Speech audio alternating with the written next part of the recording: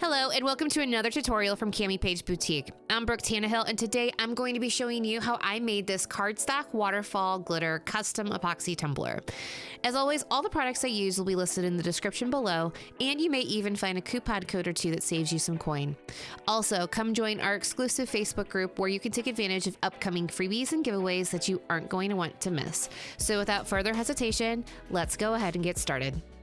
For this design, I'm using a 30-ounce straight skinny, and I found this really pretty map cardstock from Hobby Lobby. I really liked it because it had like a holographic sheen to it, but I'm just holding it up to my cups that you saw there, making a little tick mark, and then I'm going to just trim it down with my cardstock trimmer. That way, I want to make sure that I have the right size cardstock for the cup and I don't have any excess, because cardstock's not as forgiving as vinyl, and so if you have to trim it when it's already on the cup, you have the potential for it to rip, so I wanted to prevent that and trimmed it down ahead of time. Once the cardstock is trimmed, I am going to completely saturate and cover the surface of the cup with glitter glue from Artistry Epoxy. Now, I know a lot of people have used Mod Podge in the past. I'm not a fan, I'm not a fan, like any way that you slice it or dice it. But I really like the glitter glue because it gives me a little bit longer working time. It's not going to dry on me while I'm trying to get the cardstock lined up or wrapped around the cup. And it dries completely clear, so I don't have to worry about it discoloring the cardstock or causing any wonky issues. So I'm putting a pretty healthy coat over the entire surface of the cup. And the other thing I want to call out, this is not a prepped tumbler. I've seen and I have experienced that if you prep a tumbler underneath cardstock or especially fabric, it can sometimes just create the I don't know if I want to say rust, but it just can cause discoloration underneath the cardstock or the fabric. So this is 100% unprepped tumbler, and I am just taking my time spreading the glitter glue around the surface of the cup with a makeup brush. That's something that's pretty important because the makeup brush gives it nice coverage, and I did not hold back. It's a pretty healthy coat, like you can see there.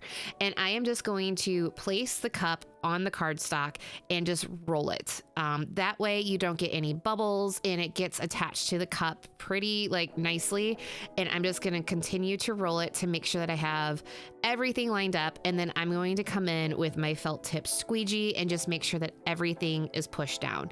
So I'm just going to take my time.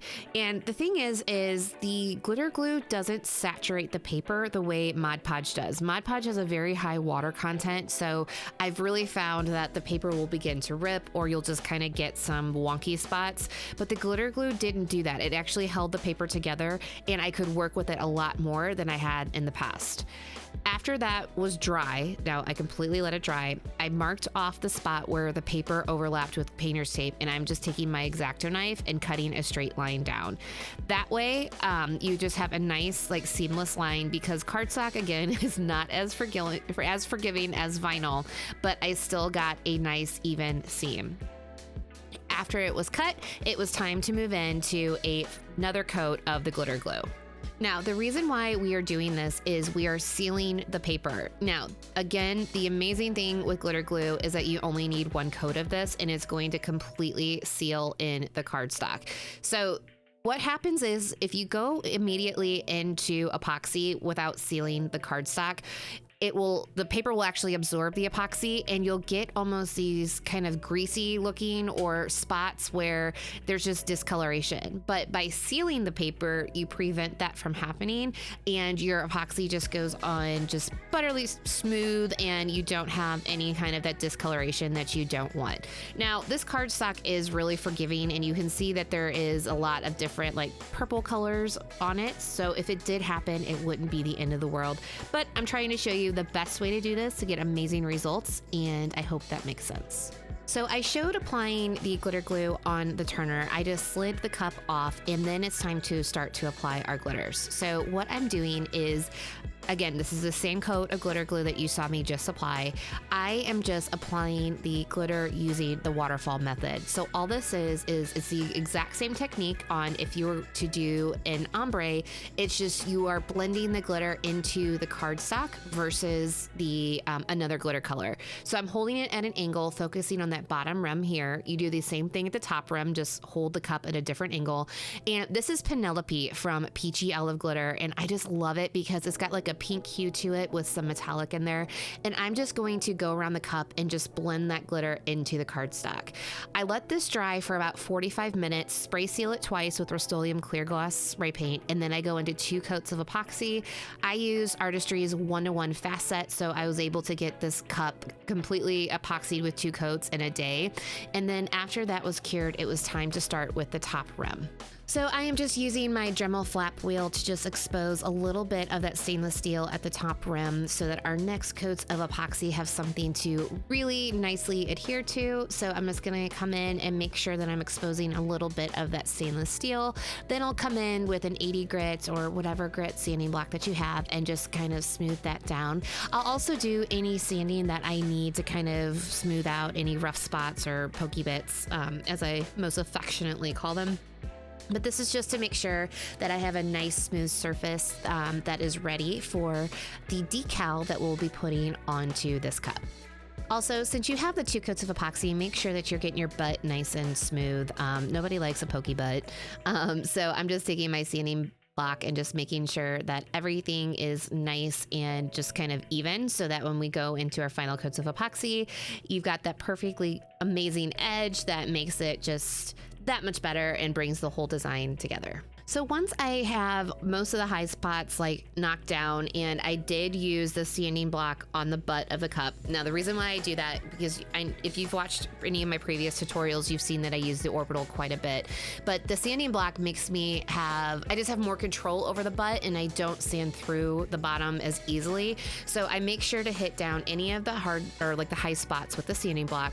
And then I'll come in with my orbital sander like you see here, using about 120 grit sandpaper on my orbital. So what I'm doing is I like to move my orbital in one direction and then my hand in the other and just move around the cup till the surface is nice and smooth and I have an even surface for my decal and final coats of epoxy. I rinse my cup just with regular water, and this decal is actually off of Creative Fabrica, so I will list it down in the description below. And I cut the decal using a textured vinyl for the background and then this really pretty dark purple glitter vinyl that I got from Vinyl Fun. And then I'm just going to layer my decal onto my cup, starting with the center and working my way out, making sure it's nice and adhered. And then I like to pull my transfer tape at a sharp angle so that I don't pull any of my vinyl up. That's one of my hacks that I love to use. And then once I was happy with how the decal looked, it was time to seal the decal. Now, I know I talked about this in my last couple of videos, but I really do love this stuff. This is Quick Seal from Artistry Epoxy, and the reason why I like it so much is because it's so thick. It gives me a really nice coat over my decals. My decals don't lift because I love to layer like the different vinyls or different textures. So I really like to make sure that I've got a nice, good coat over my decals. Granted, this cup is pretty simple. I think it's still beautiful, but I just do love the overall simplicity of it. I let this dry for about 45 minutes, and then for this design, I moved in with 2 final coats of epoxy. I did decide just to use Artistry's regular formula of epoxy because I've been really obsessed with it lately, and look how this baby turned out. Traveling has always been one of my favorite things to do, and I can't wait to start exploring again. I hope this tutorial inspires you, and I can't wait to see what you create. If you have any questions about any of the steps or information, please feel free to reach out and I'll be more than happy to help. As always, thank you for watching. It really means a lot to me. If you like this tutorial, make sure to give it a thumbs up and subscribe so you can see future videos. You can also ring the bell so you are notified of all future cup making goodies. Thank you again. I love you guys. Bye.